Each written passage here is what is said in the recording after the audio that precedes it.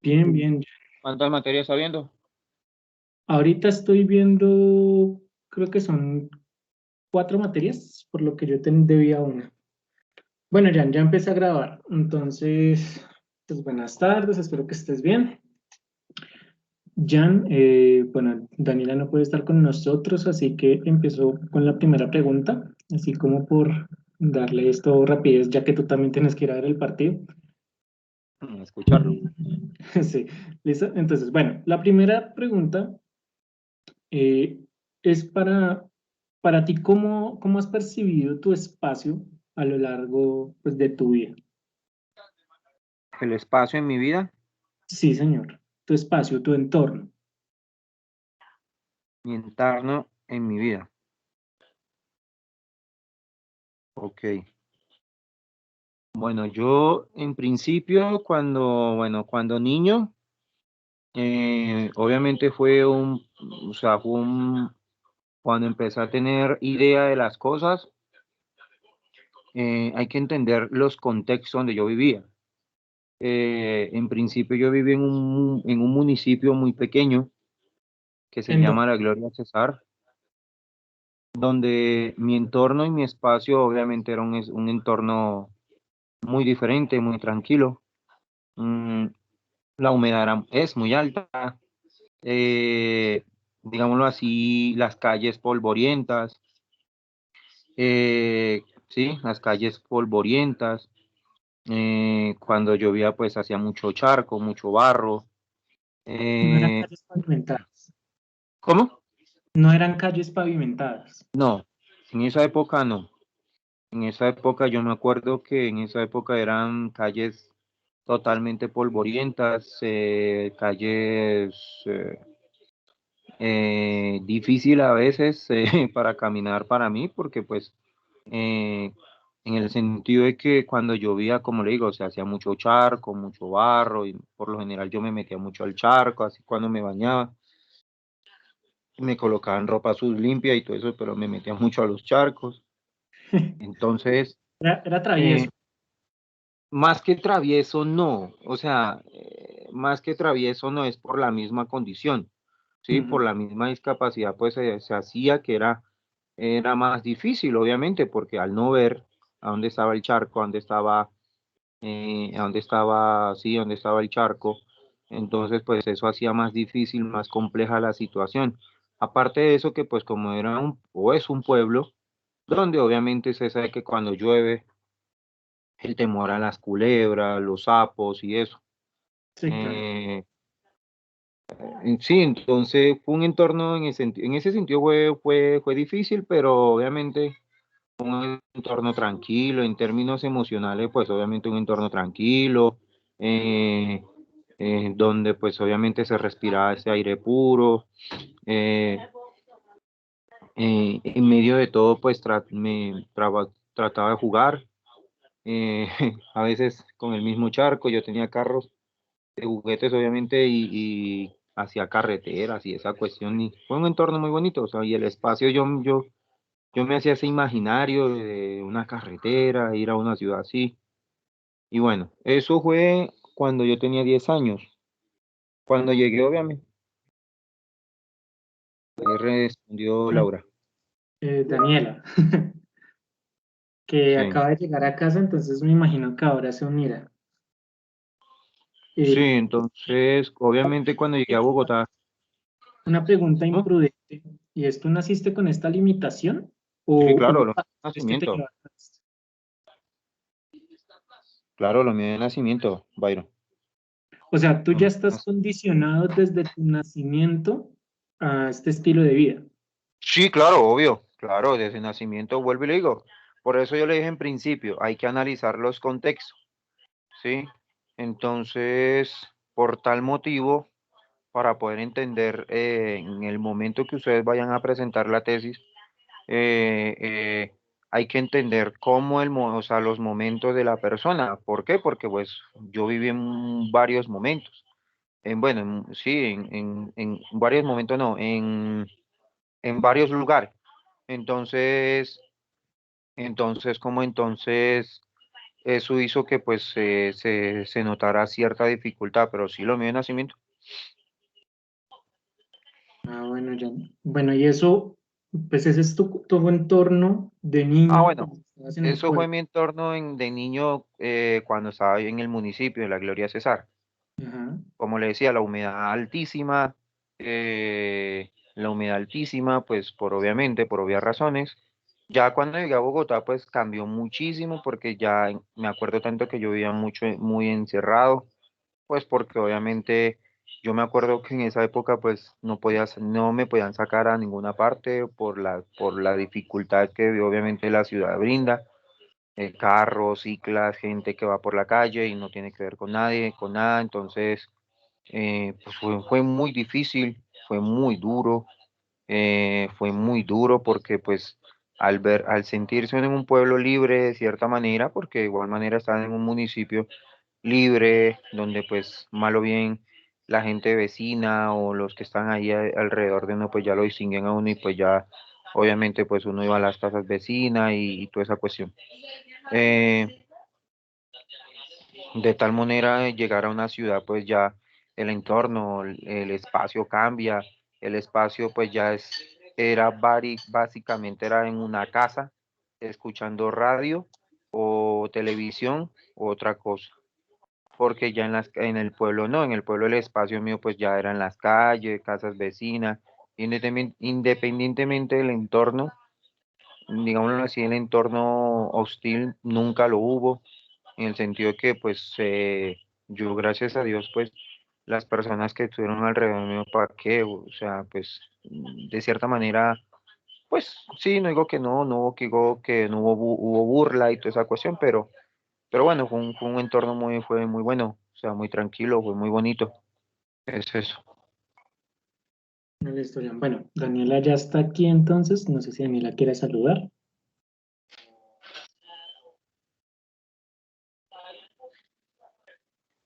Sí, hola Jan, ¿cómo estás? Hola Disculpa, Daniela, rato disculpa por sin estar. escucharlas, Merced. ¿Cómo estás? Bien, gracias a Dios. Bacano que ya vayan ustedes muy avanzados, yo sí me quedé. No te preocupes, No, vale. pero Gracias. nosotros también vamos retrasados un semestre. Sí, No, pero igual. Ah, no, ustedes van en séptimo. Sí, pero vamos en octava matrícula. Imagínate, iría hasta, es que yo doy materia de cuarto, de quinto, no, paila. No, un sancocho ahí con materias. Yo entraría a séptima matrícula. Bueno, pero no eres ni la primera ni la última persona que va a ir atrasado o que tenga que cancelar semestres o varios semestres por cuestiones personales, ¿no? Sí, pero a veces es difícil porque pues uno quisiera ya como ir ya en ese proceso también, pero bueno. Ah, bendito Dios. Bueno, entonces, en resumen para Daniela, pues básicamente Giancarlo desde su niñez ha tenido un espacio tranquilo. Ah, bueno, al menos en su niñez, ¿no? Estamos hablando apenas de la niñez. Sí, exacto. Tenía un espacio tranquilo. Nació en un municipio en el Cesar y con calles no pavimentadas, ¿no? Calles de segunda generación, por así decirlo, que se le dificultaba también por su condición. Así es. Listo, pero bueno, esa es tu niñez. ¿Qué nos dices de tu Sí. adolescencia, de esos 20 años? Bueno, digamos que tuve una particularidad que ya estando desde los 10 a los 17 años viví gran parte aquí, entonces pues logré amoldarme en su momento a la ciudad. Pues bueno, ya el espacio pues logré amoldarme. Fue difícil, o sea, el espacio para mí ya no fue tan complejo, pues porque ya logré movilizarme y a pesar de todo, ustedes se preguntarán cómo y por qué. Bueno, yo adquirí esa habilidad a través de, pues, no sé, bendito Dios, no sé, el tacto de las calles y toda esa cuestión. Pero el entorno ya cambió, ya el entorno no fue ese entorno tranquilo, sino ya con muchos problemas, pues ya diferentes, bueno, que ocurrieron en ese momento. personales ya, entonces ya el entorno fue un poco más complejo. Listo. Bueno, ya digamos, tomando una perspectiva ya, digamos lo que universitaria, aunque no sé si en el colegio tuviste la oportunidad, ¿cómo fue tu proceso de formación en la geografía? Bueno, desafortunadamente yo no tuve una educación regular, como cualquier niño, es decir, no pasé por la diurna. Mi formación fue ya escolarizada, es decir, yo vine a empezar a estudiar a los 26 años. Yo vine a estudiar escuela nocturna. Y obviamente pues la geografía que yo me acuerdo con el profe, que los profes que tuve en el colegio en la noche, fue muy básica, muy básica, por decir nula. Casi mapas, no tuve casi contactos con mapas, que yo me acuerde, solo tuve un contacto con un mapa en ese entonces, en ese momento, que fue el mapa de Europa. Por eso, bueno, logré familiarizarme más o menos cómo era el mapa de Europa, porque me acordé más o menos cuando empezamos con el profe Felipe. Pero la verdad la geografía en el colegio fue muy básica y fue más oral, aprenderse capitales, los mapas políticos del continente, en este caso de Sudamérica, bueno, en esa parte de América del Sur. Entonces fue muy básica, la verdad fue muy, pero muy básica. Bueno, me dices que Ok, tú... Ah, dale, Ana. vale. Sigue. Ok, Tenías una idea. dices que tu escolarización fue complicada. ¿Hiciste un bachillerato acelerado o el mal llamado validación? Sí, el mal llamado validación. Por eso esos vacíos académicos. Mm, Dani, ¿qué vas a preguntar?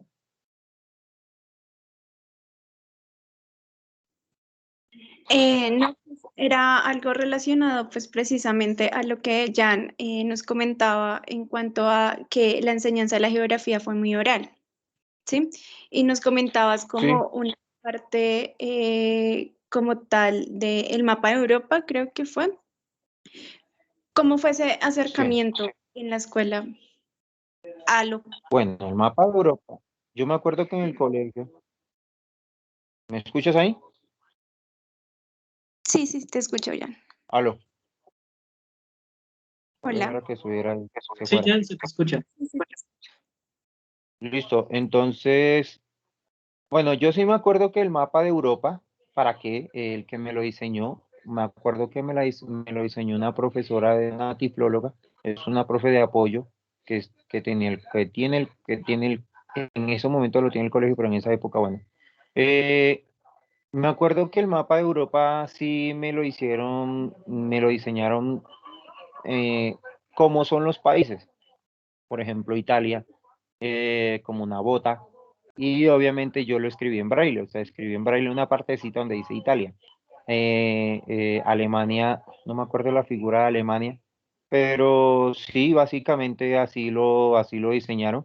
eh, con alto relieve, unas lineecitas obviamente para identificar cada país, los montes Urales, el Cáucaso, una línea grande, los Alpes, sí, los Alpes, los Pirineos.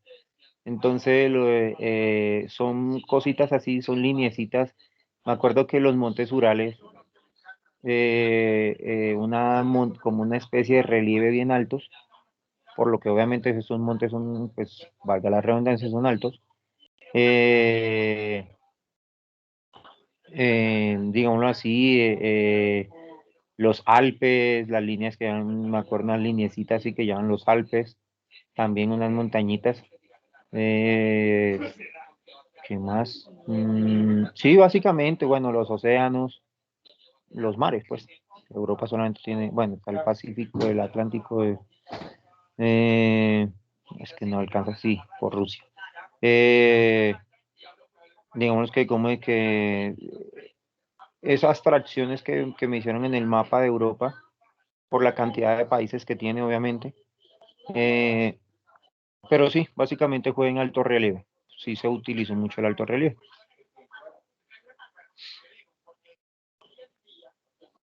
¿Y aún hoy en día tienes acceso a estos mapas? Pues obviamente hoy día, hoy que si los tengo en mi poder, no.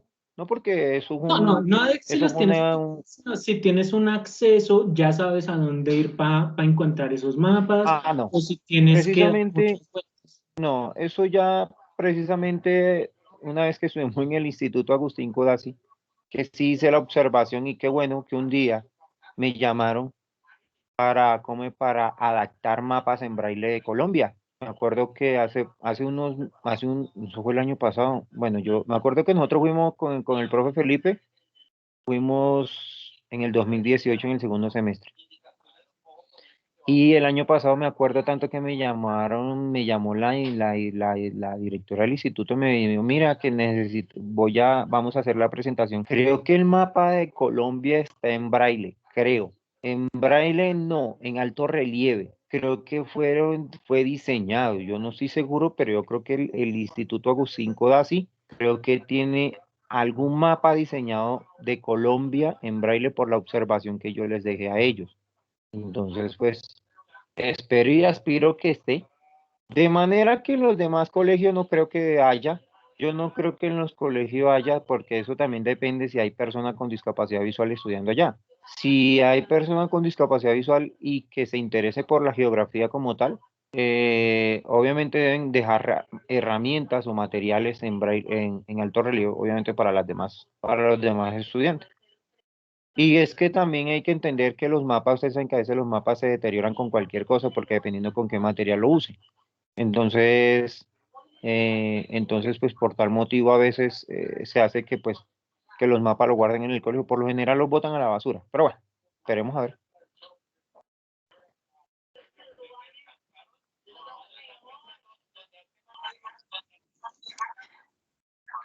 O sea, Jan, que tú tuviste fue una participación con el IGAC. Sí, claro, yo estuve allá. Yo estuve allá con el profe Felipe y fue cuando yo dejé la observación allá en el instituto porque pues sí me pareció algo absurdo que pues en Colombia pues todavía, sobre todo en el Instituto Agustín Codazzi, no haya un mapa en alto relieve para poder entender el contexto político de Colombia. ¿Y tú Sí me crees que parece. sea necesario, ya sea, llevas más de la mitad de una carrera en ciencias sociales? ¿Tú crees que sea necesario, incluso para los niños videntes y con otras discapacidades, crees que sea necesario la enseñanza de la geografía con esos mapas en relieve? Y lo digo porque Claro. yo nunca me aprendí los mapas o sea, por desarrollarlos de las montañas son cafés, las Lo partes que más pasa es llanas que son verdes. lo que pasa es que ustedes son muy visuales, obviamente para eso se usa la cartografía y usted pues a través del entorno visual ustedes se dan cuenta, bueno, ya que le dicen, mire, tal parte del país es café o del continente es esto o del planeta es esto. Entonces, qué pasa? Que obviamente ustedes, yo me acuerdo una clase que tuvimos con el profe Felipe de cartografía cuando empezaron a ver, primero el planeta, luego, no sé, una ciudad, no me acuerdo cómo se llamó esa partecita, luego sacarla, o sea, sacar las partecitas del plan, ¿sí me hago entender? No sé si me estoy haciendo entender con la explicación. Sí, ya. Luego una casa, ¿sí te acuerdas? Yo no sé si ustedes se acuerdan. Sí, Eh, eh, bueno, entonces, ¿qué pasa? Que obviamente yo ahí quedaba perdido, o sea, las capas, ahora que me acuerdo, las capas. Entonces yo ahí quedaba perdido porque obviamente yo no veía cómo se sacan esas benditas capas. Yo puedo hacerme un imaginario absurdo, abstracto, lo que sea, pero a la hora de la verdad quedaba perdido. Entonces, sí es importante que obviamente un niño entienda y pueda ver eso y que lo pueda enseñar y que lo pueda aprender. ¿Por qué? Porque eso es parte fundamental de que el niño así vea, pero que el niño por lo menos entienda o en su entorno que haya en el salón una persona con discapacidad y que el niño, desde el primer momento, porque tú sabes que o sea, el niño desde el principio tiene la capacidad de motrizmente de cómo comprender y cómo tratar de ponerse en los zapatos del otro y de enseñarle, oiga, venga, tengo una persona, un niño con discapacidad, y por lo menos el niño, oiga, ven, compañero, sí, yo le explico. Entonces yo creo que desde el principio, desde el primer momento el niño tiene que asociar el mapa con alto relieve y obviamente el mapa político, pues en tinta, como suele decirse.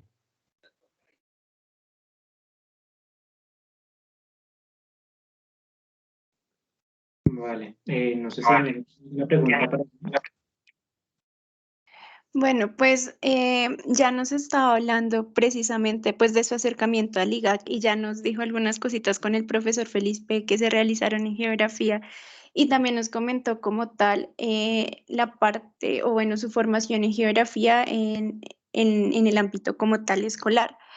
Pero pues yo quisiera pues preguntarte, Jan, ¿cómo, digamos, percibiste ese cambio, por ejemplo, de la educación escolar a la universitaria, pues precisamente en este campo, en la enseñanza de la geografía, aparte pues de estas cositas que ya nos has venido contando? Muy grande. Primero porque, como ya te decía, o sea, en principio la enseñanza que tuve en el colegio fue muy básica. Ah, bueno, ahora a propósito, qué pena hago un paréntesis ahí. Lo que le estaba tratando ahorita de explicar. Algo que me está gustando y ESPN, qué pena que me salga del tema, pero un paréntesis más, salir un poquito brutalmente del tema. Algo que me está gustando y ESPN, que ustedes saben que ESPN es un canal argentino de deportes, ellos están haciendo relatos de fútbol descriptivo para personas con discapacidad. ¿Por qué? Porque obviamente uno puede estar escuchando un partido de fútbol, pero se pierde muchos detalles, ¿sí ves? Entonces, por eso lo asocio con un niño cuando aprende mapas en alto relieve, pues, obviamente para poderlo asimilar y poderlo enseñar al compañero que está al lado. Volviendo al tema, como obviamente el cambio fue muy brutal porque como ya te decía, en el colegio pues fue muy básico. En el colegio pues lo que se aprendió de geografía, yo te digo que fue muy poquito, sinceramente. Fueron los conceptos, o sea, qué fue el meridiano de Greenwich, qué, qué fue los paralelos, los meridianos y toda esa cuestión, la línea ecuatorial, pero realmente que haya habido una profundización en el sentido de que, uy, venga, varias clases se profundizó en eso, no. Yo personalmente sí considero que en el colegio fue muy básico.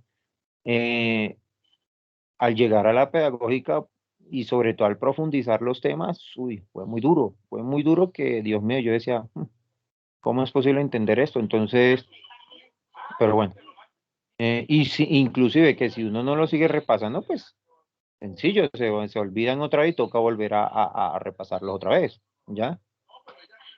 Pero entonces el cambio fue muy fuerte, fue muy drástico, que uno se llegó a pensar, bueno, ¿cómo puedo aprender todo esto? Ahí sí, sinceramente me sentí como un estorbo, la verdad me sentí como un estorbo porque a veces sentía que las clases iban en torno hacia mí, pero como que, ay, que tienen que hacerlo todo, ay, que hay que hacerle todo a él, que esto y lo otro. Y a veces uno llegó en como sentirse incómodo en ese sentido, no faltó, no sé, no necesariamente que a uno le digan las cosas, pero como yo sí lo llegué a sentir muchas veces.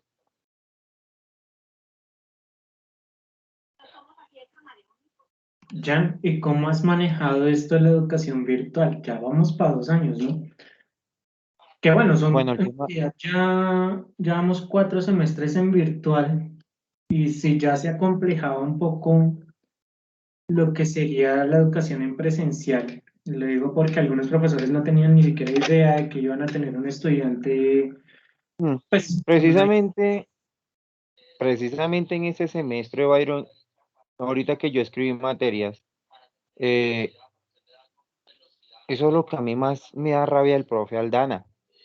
No es porque me gusta hablar del profe, pero es que el profe, la verdad, si él es el coordinador de una licenciatura, por obvias razones, y él sabe que yo estoy escribiendo materias, por obvias razones el profe ya, o sea, a ver, está mi nombre, ya sabe que yo soy persona con discapacidad visual. Por obvia razón, el profe, él me va a decir, mire, va a estar con tal profesor, con tal profesor. Él debe, obviamente, como coordinador de la licenciatura, mire, va un estudiante así, asá, por favor, colóquese en contacto con él. Pero imagínate, yo que escribí materias, a ver, yo escribí materias el día jueves 30 de septiembre de agosto. Yo me vine a conectar por primera vez a la clase,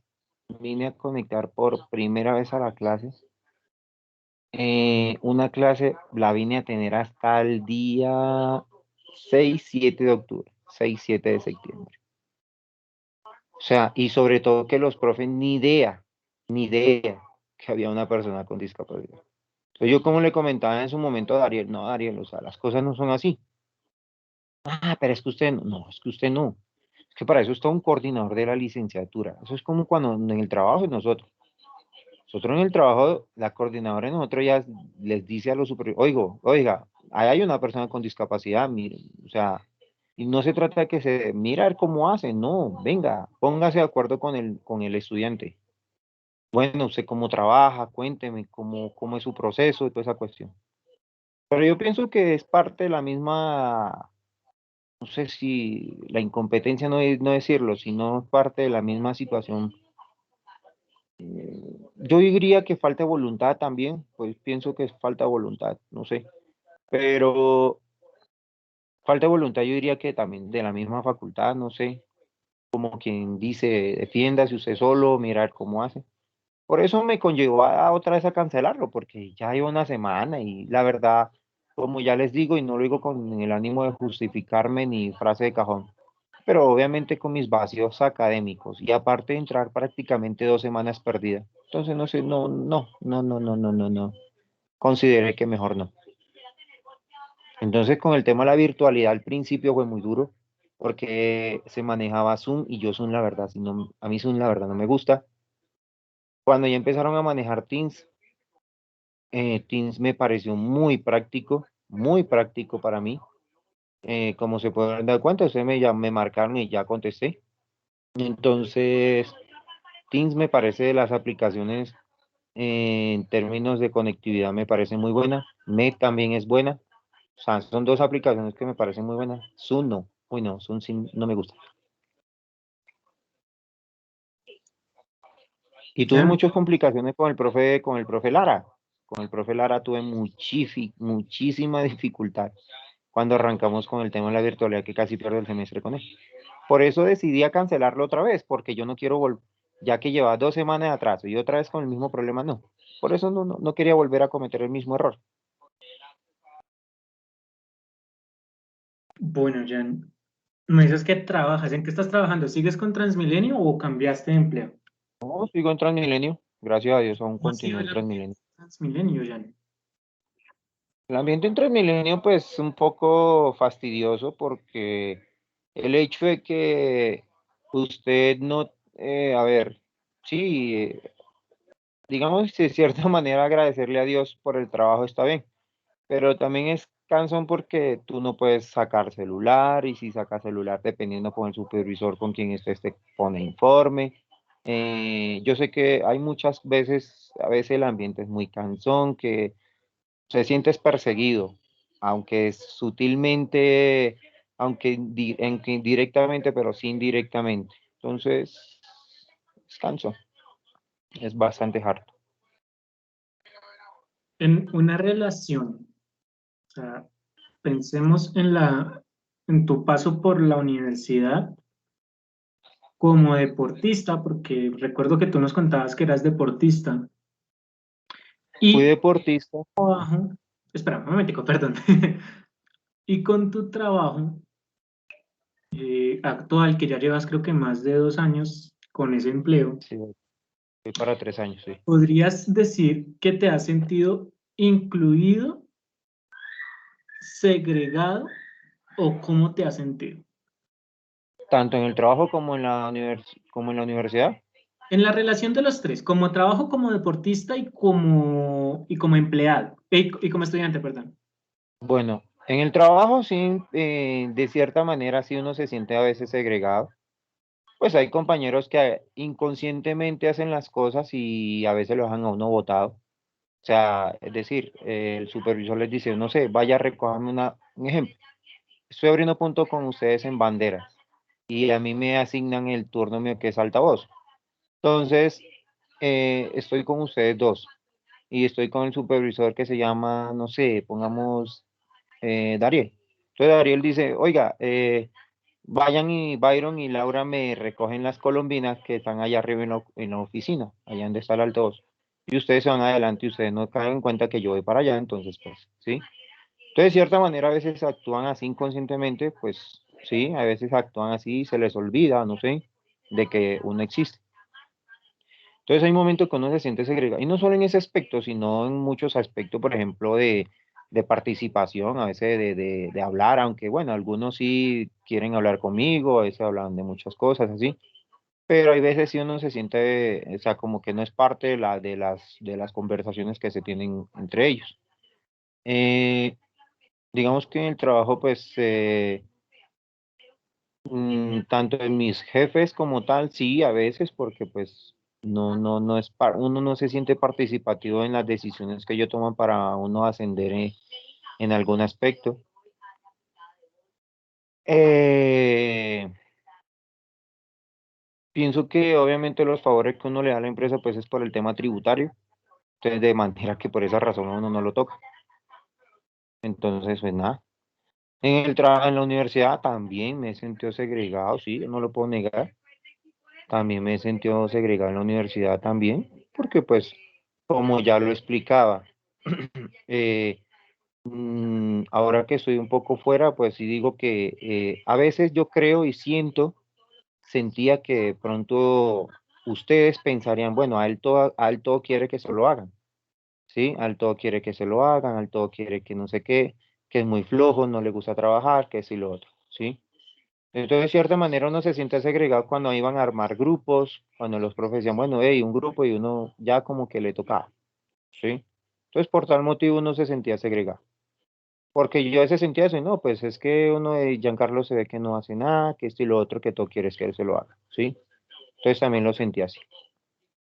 Y en el deporte no, en el deporte donde más acogido me sentí, porque obviamente en el deporte pues todito tenemos la misma discapacidad y la disciplina que yo practicaba es una disciplina para personas ciegas, pero ahí donde nada más yo más me acogí porque obviamente estamos igualdades y obviamente entre nosotros mismos recochamos, pero ahí sí tal vez había como la competencia interna eh, de querer superar al otro y toda esa cuestión, pero ahí es donde yo más me acogí, que ya tuve diferencia con la entrenadora por ciertas cosas y también por una lesión grave que tuve en la rodilla.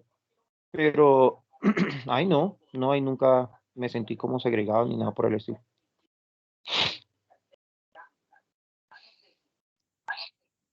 Ok, Jan. Pues como tal, las diferentes relaciones que pues Byron te preguntó y acabas de responder, eh, y pues relacionándolo un poco con este aspecto de la geografía, digamos, actualmente, ¿tú cómo percibes tu espacio, ¿no? Que pues en este momento sería en tu hogar y en tu trabajo, si mal no estoy. Sí. ¿Cómo, cómo actualmente, cómo que relacionas, cómo es lo que es el espacio, cómo lo percibes en tu cotidianidad? Obviamente en el trabajo, pues el contexto es muy diferente porque está uno con personas, buses, carros, toda esa cuestión, pues el espacio es un poco más complejo. El hecho de que tú tengas que convivir o estar, o que le pregunten a uno cosas, y con la presión del supervisor, que si uno hace algo indebido, pues ya anda con ese miedo de que le vayan a poner informe o toda esa cuestión. Se supone que obviamente en la casa debe ser más tranquilo, pues en la casa pues el tema es un poco más tranquilo, pues ya uno llega, se cambia, se baña, se mete a su cuarto y escucha televisión y es un poco más tranquilo en ese sentido, el cambio es total.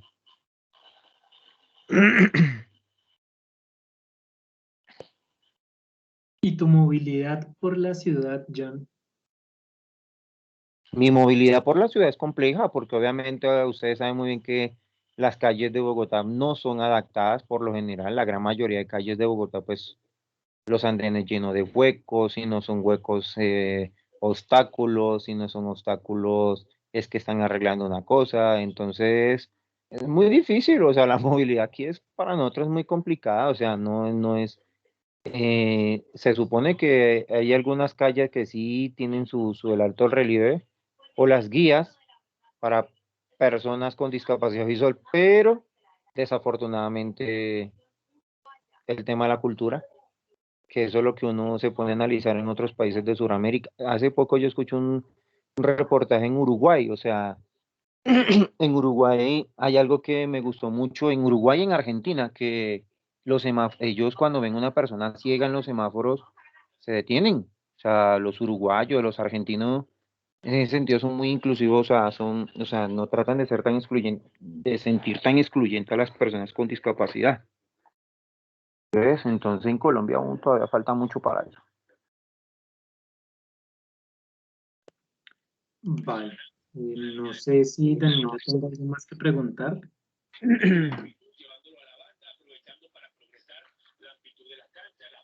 Mm.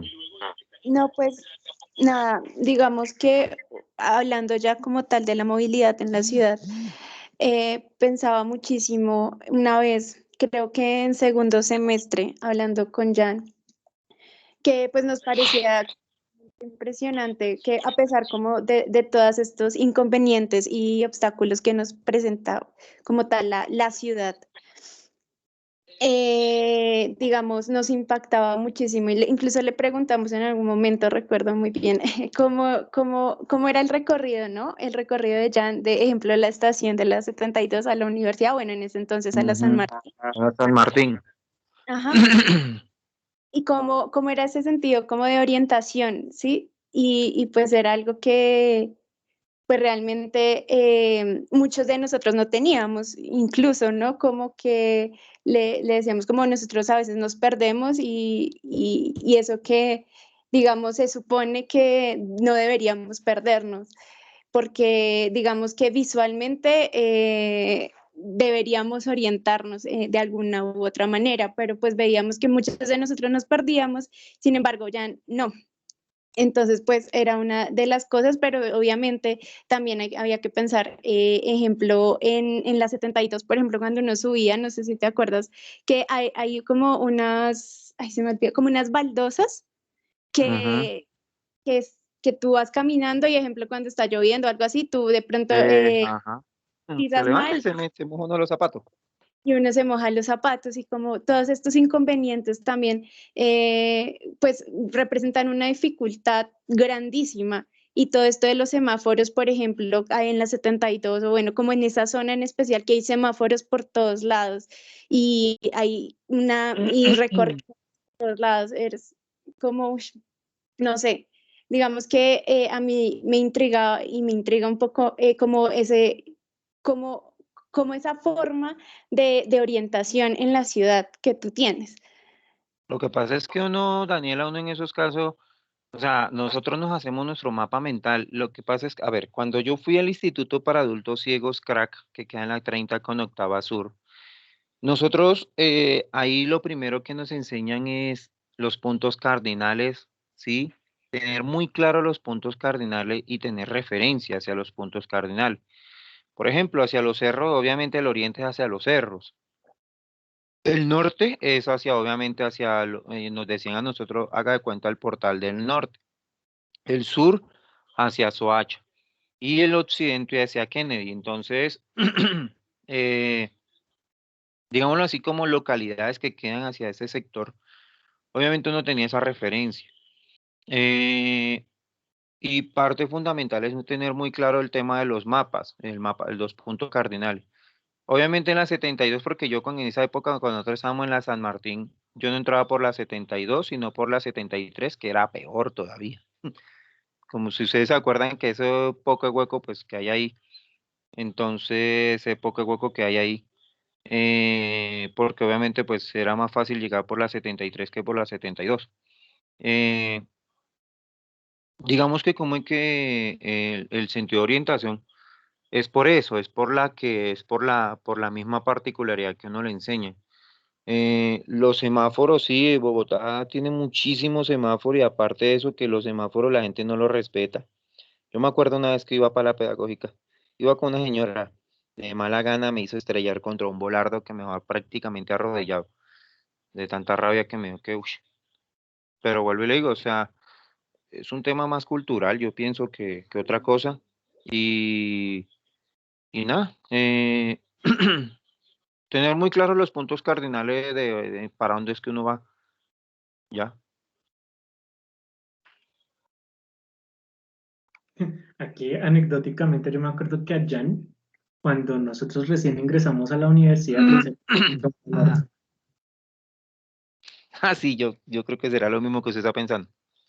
Sí, pues íbamos para ¿Se héroes, acuerda ¿no? cuando, sí, se acuerda que ese día salimos de escribir materias Ujú. y, y yo iba para, ay, yo no yo iba para la 79 a averiguar, no me acuerdo qué cosa. Sí, algo así. Y yo de huevón, porque ¿para qué? Yo es que no, venga, lo acompaño que yo voy para héroes. Y íbamos caminando normal, íbamos hablando. Y resulta que había un volardo amarillo para más piedra, estaba pintado de amarillo, me acuerdo mucho de eso. Y yo es que no, pues yo lo veo, yo lo esquivo y suelto a Jan y Jan se da. Exacto. Pero es por lo mismo, no solo con usted me pasó eso una vez con Laura Barrera, una vez saliendo de la universidad, la primera clase que tuvimos esa tarde de lenguas, me acuerdo tanto. Y ella, obviamente, la voluntad de colaborarme, y varias veces con Laura me hizo estrellar varios volardos. Dariel también varias veces una vez me hizo mojar los zapatos, eh, pero, o sea, o sea, como le digo, o sea, en principio no entiende porque obviamente ustedes nunca están acostumbrados. Sí. Entonces, obviamente, eso en principio uno no juzga porque pues uno sabe, uno siente cuando realmente la gente pues lo hace sin intención, obviamente.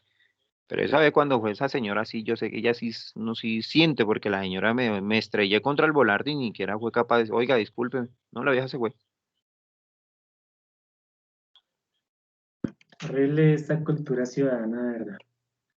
Sí, sí. Pues por mi parte, no tengo más preguntas para Jan. No sé si a Daniela se le ocurra algo así.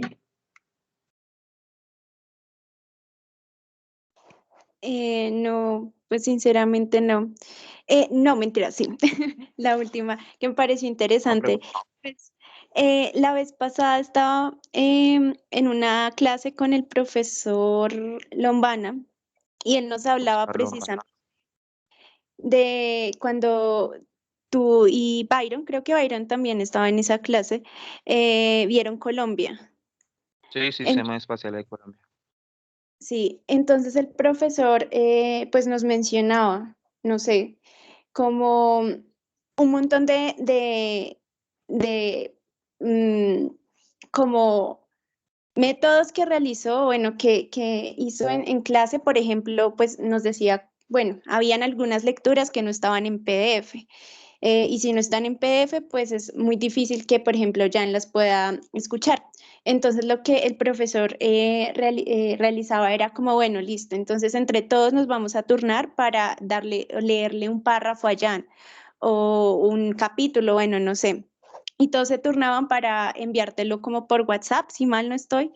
Ujú. Eh, entonces, pues yo quería preguntarte, o sea, como esa metodología que el profesor Lombana pues intentó implementar, o bueno, implementó como tal en la clase, digamos, tú, ¿cómo te sentiste con eso? ¿Realmente te ayudó o no te ayudó? ¿O cómo fue esa experiencia? Ya como última Sí, la pregunta. verdad. Obviamente sí me ayudó y algo que me gustó mucho, lo que pasa es que el profe obviamente tenía ya la idea, pues porque ya con él varias veces habíamos hablado y también con el profe, pues él tenía con el profe Felipe y es que hay algo bueno que, hay algo que me gusta con el profe Felipe, bueno, yo no sé por qué, la historia fue así, pero el profe Felipe, o sea, el profe Felipe es un pedagogo, me da pena con el profe Aldana, pero bueno, el profe Felipe de verdad.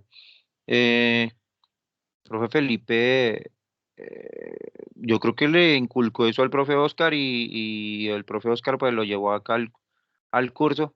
Aquí ya sí fue una particularidad mía porque la virtualidad a veces genera como esa pereza, no es lo mismo estar uno en la virtualidad que estar en la presencialidad. Uno aquí en la casa se puede distraer con muchas cosas, como yo sí se lo dije un día al profe. Profe, sí, no se distrae con muchas cosas, no sé.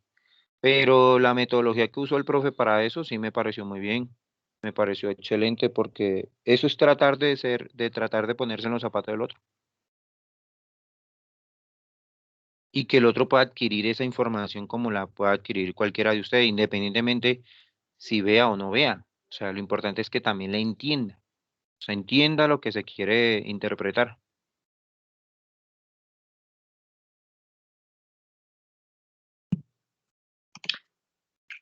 Yanni, ¿cómo ha sido lo de ser padre?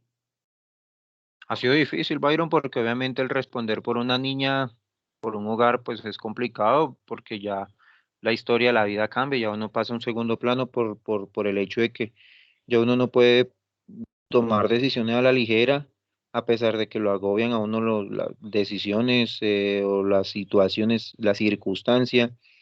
A veces uno quisiera así retirarse o tomar otro tipo de decisiones, pero ya uno no lo puede hacer porque hay un ser que pide que no, o sea, que no pidió venir al mundo.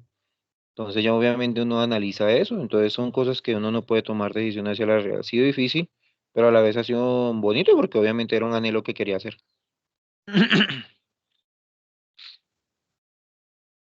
Bueno, pues yo creería que hasta aquí llegamos con la entrevista. Obviamente, de pronto en un futuro necesitemos hacer otra. No sé si Jan esté dispuesto. O incluso su Sí, mujer, claro. porque su mujer también tiene una limitación visual, ¿cierto? Sí, y ella también está terminando su carrera profesional también en la pedagógica y ella yo creo que en su momento también les puede colaborar. Vale, pues sí agradeceríamos, pues estaríamos en contacto, Jan. Sí, Por ahí nos Byron, ¿no? vamos a leer la tesis que hizo Nicole, que estuvo, nos cuenta el profesor Galindo, que estuvo muy basada en ti. A propósito, si la van a leer y me gustaría que, pues, bueno, yo quería escuchar ella la entrevista, pero bueno, pero sí me gustaría, sí escuchar todo eso porque yo no, no puedo escuchar la entrevista, la entrevista no puedo escuchar ¿Tesis? la La tesis, sí, no puedo, no, la presentación. la sustentación. Ujú. Ah, pues ahí ya tocaría de pronto preguntarle a Nicole, tú que tienes el contacto directo con ella, ¿no? No, ella no la grabó, no, ella no la grabó. Ah, nah, no mames. Sí, no la grabó, pero bueno, ni modo. Bueno, pues en este momento entonces voy a dejar de grabar.